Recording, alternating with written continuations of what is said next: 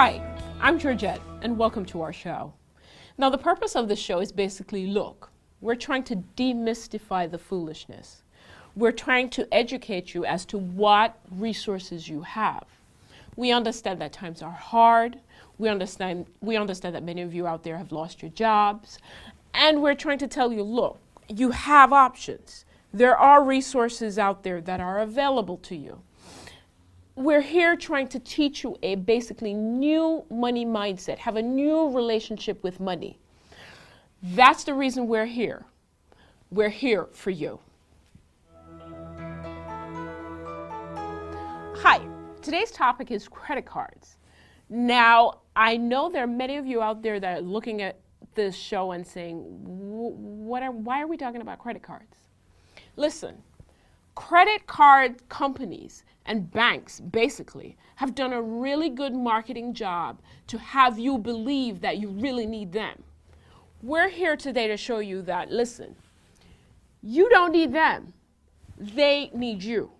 And that's a really radical concept because you guys have had credit cards basically since you got into college, right? They gave you the applications in your textbook. And there is no parting between you and your credit card. I'm here to break that symbiotic relationship, that almost abusive relationship that you have with your credit cards. Why do I say this? Again, let me reiterate. They need you. You do not need them. And why? Cash is still king. If you have cash sitting in your savings account, in your mattress, under your mattress, in your tin can, why do you need a credit card? Why do you need to borrow from the bank if you have your cash? Why do you need the bank if you've prepared for when something happens? If you've prepared for the purchase of that car, if you're prepared for the purchase of that home, if you're prepared for the purchase of that lovely dress that you know you're going to need, why do you need a credit card? Why do you need a retail card? Why do you need any card? Again, what we're trying to do in this show is to really, at its core, show you what a credit card is. Show you the burden of carrying this credit card. Show you the hindrances and the road bumps you're going to get into with this credit card. We'll be right back with more on credit cards.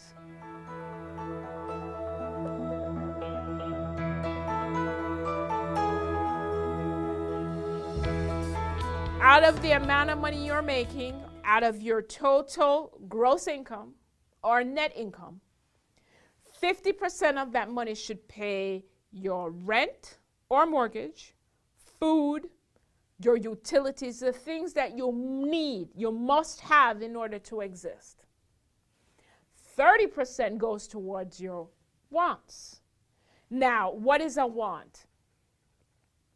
There are many of us that believe that we must have the latest iPhone every time it comes in. And it's somehow unnecessary. But that's a want. There are some of us that believe that we have to have a cable box in every bedroom in the house. And somehow it's unnecessary because the child must have a TV in his or her room. And they need a cable box. And you need a cable box in the kitchen. You need a cable box in the living room, family room. You feel like you must have cable boxes every single place. Feels like unnecessary, but I hate to break it to you. That's a want. Welcome back. Now let's get into the nitty-gritty of it. Here we are talking about credit cards. And I know for years you've probably had this relationship with a credit card and you've seen it almost like as an asset. We're here showing you that maybe it's not quite an asset. It's probably a liability. It's definitely a liability. Now, you're in on these credit cards, you're in on these charge cards, you're in on these retail cards, and you feel like you can't live without them. Maybe another option is getting a secured credit card. Now, what is a secured credit card? A secured credit card is merely you putting money on a card. So you will go and get a secured credit card for $500, for $1,000. You getting a card where you've put your own money and you're always using your own money. What we're trying to get you to understand is credit card is merely borrowing. And we want to get from a society that borrows to a society that saves and pays cash. Saves and pays your own money. When you walk out of the store, even on a secured credit card, when you walk out of the store and you bought that lovely dress for $200-300 and you used it on your secured credit card, you're using your own money because you've had that card, you've put on that card that $300 or $200 or $100 that you've used to buy the wonderful dress. That's what we're trying to get you guys to understand. Listen, you don't need a credit card. Again, you do not need a credit card. If you have your Visa debit card, which is basically your card that's linked to your checking account and your savings account. Again, if you use that card, you're not worried about getting a statement in 30 days or getting a statement in 50 days. You've used your own cash. We're moving from a borrowing society to one that saves and pays cash.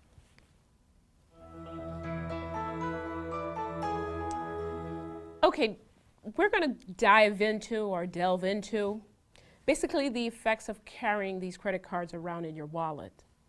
You're walking around with a liability, and here's why.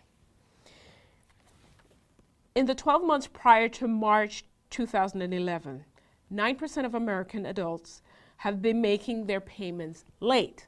This is in comparison to the 12 months for the same time period in 2009.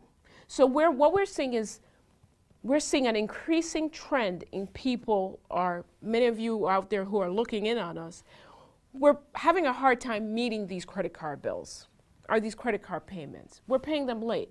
Why?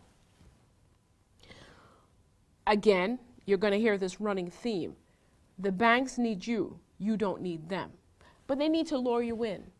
So they lure you in with these 0% interest rates or really low interest rates and these teaser rates telling you can move your card payments from one card to the next. They do all these marketing schemes to get you in. Now you're in. What do? Let's stop and think for a moment. If you take a $100 cash advance on a card, you walked up to the ATM and you borrowed basically $100. What are the repercussions? As opposed to having $100 cash in your wallet and just carrying that $100 cash. What are the repercussions? If you were to pay that $100 back, they're going to require that you pay minimum payments. And what they don't tell you is those minimum payments is based on you paying back that $100 over 30 years. And when you take a cash advance, that cash advance usually has a higher interest rate rather than if you went in and made a purchase. So for simplicity, you borrowed or took a cash advance of $100 and you're paying that $100 back at 30% for 30 years. So you got $100. How much are you paying back? At a minimum, you're going to pay back $130 because remember the interest rate is 30%. If you took that $130 and paid over 30 years, you literally could pay back somewhere in the neighborhood of $1,000 when all you really got was $100. Why do you need this? Why is this a good marketing or it is a good marketing scheme for the banks. But why is this a good financial or good fiscal habit to have for you? Why is this good for you? Why is it good for you to borrow $100 but owe $1,000? There is no answer. This is why we're going into the effects of these credit cards. They're not there to help you. They're there to make the banks wealthy on your back. So guys, cash is still king. If you walked into the store or you got $100 or took $100 out of your savings, out of your checking account, and basically used that $100, you would be free. Guys, cash is still king. If you had walked into the store, spent your own $100, got whatever it is your heart desired, walked out, you would have owed nobody anything. All you would have done was spent your own money. Cash, my friends, is still king. I'm not here to sell you fairy tales. These credit card companies sell you a hymn and a dream. I'm here to tell you it's still best today, 2012, to use your own cash. Credit cards need you. You don't need them.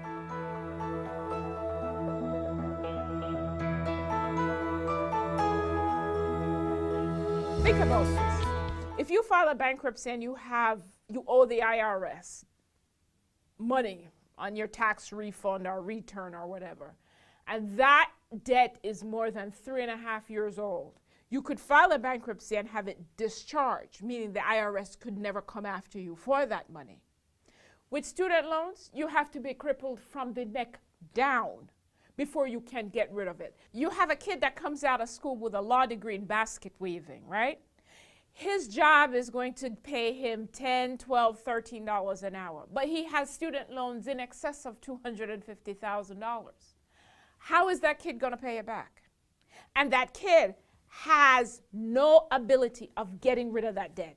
There's no way they can walk away and say, plead to the federal government and say, I can't pay this back, cut me a break. You're a kid, you come out with $250,000 in loans. That's before you eat. That's before you buy food. That's before you save. That's before you get a mortgage for your house. So straight out of the gate, you owe someone $250,000 with interest. If you were to pay off $250,000 over 30 years, you're still making payments of somewhere in the neighborhood of maybe $2,000 a month. Think of having to turn over $2,000 a month out of your check before you eat. You know, I have people walking into my office and they said, I'll ask, did you save for your baby's education? They were like, no, because, you know, when they go to school, they will get loans. No. No. And why I say no is if you save $100 a month in a 529 or something from the day the child is born, you theoretically could have somewhere in the neighborhood of $150,000 when baby is 18. So then you're writing checks. You're not going to FAFSA, NOFA, nobody. You're just writing your check and sending your kid to school. Another thing you have to think about is this. Your kid comes out of college with $200,000 in student loans, right? You have other children that walks out of college with nothing because their parents prepared for what was to come. So, 2 kids come out, same degree, same grades, same job, paying the same money. One comes out with no debt, the other with student loans. The kid that comes out with no debt moves on with their lives. They're able to save for their retirement straight out of the gate. They can save for the purchase of their home straight out of the gate. They can pay for their wedding straight out of the gate. They can start their lives right away. The kid that comes out with debt has to wait.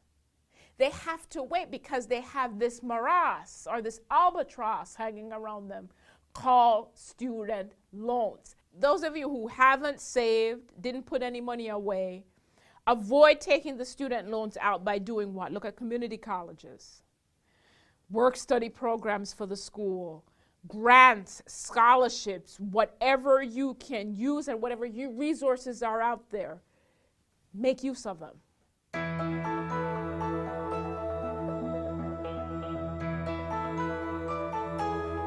Hi, this is the part of the show where we try to answer your questions. And we have a question from Jen on Facebook. And her question is something like this, very typical. Shouldn't my son apply for a credit card prior to leaving for college? Jen, I've said this many times. Credit cards are not your friend. And credit cards will not be your son's friend. We need to move from a credit society to a cash society. You need to start your son now to understand the fact that credit is borrowing, and he needs to set up his life, even his very small financial life at college, using just the cash you send him, using just the cash he earns. So no, my answer is definitively, do not have your son get a credit card prior to going to college, and do not have him get those credit cards, which he will be bombarded with while he's at college. We'll be right back. Questions you want answered? Connect with Georgette on Facebook. Hey, Georgette, what about credit card rewards? Can't they sometimes justify the earning and use of them? Well, credit card rewards are basically a marketing tool for banks to get you indebted to them. So if you're disciplined enough, of course you can get a credit card that has rewards. However, the only way to have a credit card and make it worth your while in such an event is to use that credit card as if it's a charge card. So you do not, and I repeat, do not charge anything on that card that you cannot pay off in full 30 days later. Because again, you don't want to borrow from the bank to go around and pay them back interest. You want to borrow from the bank, but get the rewards, but pay it off in full 30 days later. All right, guys, this is the section I like to call, we're going to demystify the foolishness. And the foolishness here is credit cards. A lot of us have set up our lives over the last 30 years in a false sense of prosperity. And what do I mean by that? I mean, we've set up our lives to have credit cards as our cushion. Time gone by, the cushion was the time of our grandparents. The cushion was the cash we had on the mattress, the cash we had in our savings accounts. We always had cash to fall back on. Now in today's society, we have 4-year-olds asking their parents to whip out the credit card to buy their new toy. We see this credit card as this integral part of our financial lives. And it has led us to what? Absolute chaos. I've seen one too many times clients come into my office and their deficit spending is the credit card. What do I mean by deficit spending? It means we go into the store and we can't quite afford this tie, we can't quite afford food, we can't quite afford gas, and we think to ourselves, yes, I can afford it because I have a piece of plastic that can pay for it. No, no, no, no. Cash is still king. If you've set up your life so that you need the credit card to live your day-to-day life, you're setting up yourself for financial ruin. We need to go back to the place, or we need to force ourselves to go back to the place where we live within our means, and our means is our budget. So yes, we need to pull out that B word again, budget. We need to set up our lives so that we are spending what it is we can afford. You live below your means always, and you save and invest the difference. For instance, your one weekly budget, your monthly budget is $100. We need to set up our lives so that we're living on $80. So that $80 has to pay our rent, buy food, pay for the gas to get to and from work, pay for our utilities, and we should be saving at least $20. So guys, cut up the credit cards, shred them, do whatever it is you can do to get rid of them, but get rid of the credit cards and set up your life so you're living today, tomorrow, and every day from this point on the cash that is coming into your home. Okay, on this episode we talked about credit cards and the fact that if we live our lives with a dependency on these credit cards, we're setting up our lives for a financial disaster.